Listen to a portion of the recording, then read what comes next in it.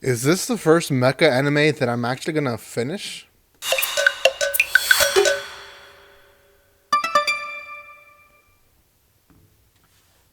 Welcome back to my channel, guys. It's me, Irvin, with another anime first impressions video. Funimation released, I think, 3 or 4 animes today. I think it was 3, could be 4. Anyways, but I'm reacting, giving my first impressions on them today. So make sure you watch the previous video, which came out like about an hour and a half ago. I don't know. Depending how I place these, I don't want to air them all at once. But anyways, this is going to be on listeners. You guys can find this on Funimation, like I said. And it is a mecha anime. And it's one that I'm considering to watch all the way to the end. Which, if you know me, mecha is probably one of the genres that I just can't get into too much. Before I continue, though, a few things. If you have not done so by now, make sure you subscribe to my channel. I am releasing more first impression videos these next 2 weeks, so most of my videos will be first impression videos or reaction videos. We'll come back to the other videos eventually, I promise.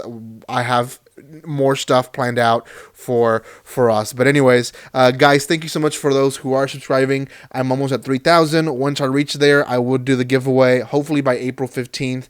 So make sure you subscribe. I think we're about 25 people away, so close. Go watch my first impression videos. I have about 5 videos already out from this season, so go check those out. And then lastly, guys, make sure you know that there is a spoiler alert to the first episode, because I will talk about it in some detail.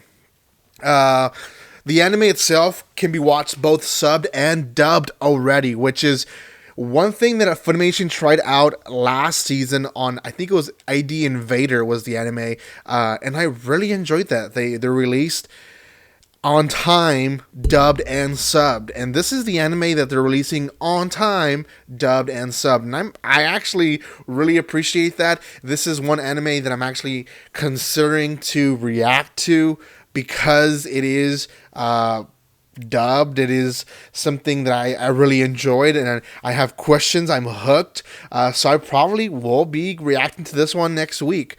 Anyways, guys, synopsis. Essentially, we are in this world where people are in this like scrap yard. There's scraps everywhere. They live in this city where it's just it's not a nice city. It's a sad city. And this boy finds a girl randomly, figures out that she's a player, and we'll eventually talk about that right now. But she's a player. Essentially, this world is attacked by evil spirits, and players use certain equipment to fight against these sort of beings, and they are well identified because they have a hookup where they can hook up a speaker. So anyways, eventually she wakes up and he's talking to her, and throughout the anime, the first episode, their conversations is him expressing how excited he is to see a player for the first time, how his dreams and aspirations have all been surrounded on building equipment for players and stuff like that. So he does also, though, feel chained down to the city and doesn't want to leave. He doesn't want to live more than what he is already, and really it's a lot of self-consciousness stuff, and also not knowing if he can do any better if he can. So she, on the other hand, is very bubbly person. She encourages him, and at one point she does get annoyed with him because, you know, he's a Debbie Downer, and she's like, I really think you can do something with yourself, and you can come with me and help me. But he's like, no, I can't do it. So anyway, she, at one point, they do have a little fight, and they get back together towards the end.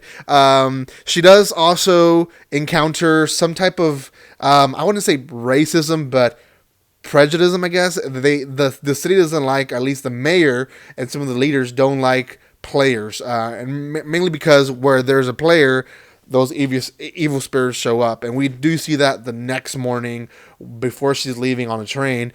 Evil spirits show up, and she has this big mecha robot, and she's trying to fight them off, and she can't because there's so many of them. And the boy goes and runs and with some equipment and tries to help her, and he ends up falling into this pit, and he is falling and falling, and thoughts are going through his head of, you know, well, I had a good life, at least I'm dying around stuff that I like, you know, parts and pieces of robots and things to make pieces of other devices. And he is then realizing that his life was not that impactful and that maybe he wants more out of it. And the girl eventually saves him, and they team up, and there's this epic battle at the end. Not a long battle, and that's one thing that I like about it. Not a long battle, and eventually they win, and they go off on their way. Towards the end, after the credits, there's a little clip where they're in the train, they're leaving, and then there's about 4-5 girls with masks in their faces, and they're saying, "We found her." Okay, so this girl doesn't know who she is and stuff like that. She has insomnia, I guess, and I guess she escaped because we also know that she has a chain in her neck. So she was some type of slave, maybe. I don't know. It's intriguing. I really got intrigued and hooked by this anime. Not sure if it's the relationship between the boy and the girl or the whole fact that there's a mystery to who she is. I was noticing a lot of bits and pieces of her that, she doesn't know who she is, yet she has a chain in her neck, and I was thinking, well, is that normal for players? Do players do that? And so the fact that it was making me question more of the story and how this world works made me think, man, I'm actually enjoying a mecha anime where I rarely enjoy mecha anime. Like, I would say mecha it's even worse in my list than ecchi, and I don't like ecchi anime either. So that's something that I've never gotten myself to finish a mecha anime, and this is one that I'm considering to even react to because it does seem an interesting story, lovable characters.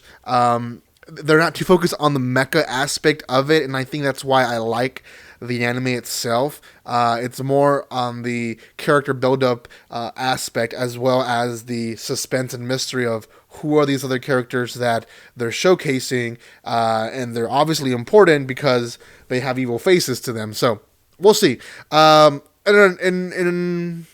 a rating, I would put this one probably at a 7 out of 10. I think, and I'm kind of encouraged in behind my head to lower the rating just because I know that mecha lovers might not enjoy this anime as much as I did. I feel like the reason that I like this mecha anime is because it has less aspects of the mecha anime genre, and maybe some diehard mecha viewers might say, this is not for me. It's boring. There's not a lot of action and stuff like that. Where for me, it's like, yeah, I like the drama. Keep it up. Action scenes are okay when they're 3 minutes of the episode, but when it's 15 minutes of the episode, sometimes it's kind of okay. Get on with it. So 7 out of 10 for me. I would say as a general anime audience, I think people would put it at a 6 or a 5, just because the people that I think it's trying to reach, some people will not say they like it because they're more mecha diehards. So, oh well. Thank you guys so much for watching this video. If you have not done so by now, make sure you subscribe to my channel. Make sure you go follow me on Twitter, on TikTok, on Facebook, Instagram, all those fun stuff. There is my Discord open for everyone, so make sure you join in there also. Thank you guys for your love and support. Again, get me 3,000. I'll give you a giveaway with special rules with the coronavirus, and I had issues with the mail a few weeks ago. I couldn't find some packages, and I finally found them. They're out on their way. Hopefully everyone's getting their stuff, but there'll be new rules to kind of help that. So I do appreciate your love and support. I do appreciate everyone that is watching these videos. Make sure you like, comment, and share, and guys, like always, don't be strangers. See you guys.